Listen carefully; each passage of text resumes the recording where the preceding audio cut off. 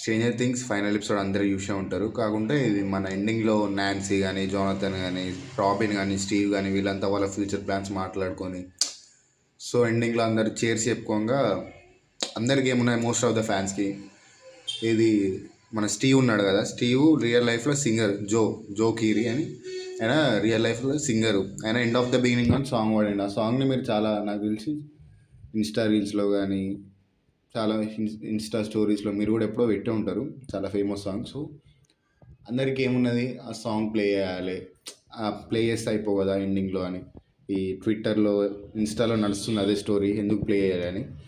Hawkins Hawkins story line 80s and ఆ song వచ్చింది 20sలో. So అలా కుదరదు పెట్టడం. అండ్ సినిమాటిక్ లిబర్టీ తీసుకోవచ్చు అంటే అది మెహర్ నోలన్, బోయన్ న్యూటన్ మూవీ కాదు, సిరీస్ కూడా కాదు వాళ్ళది.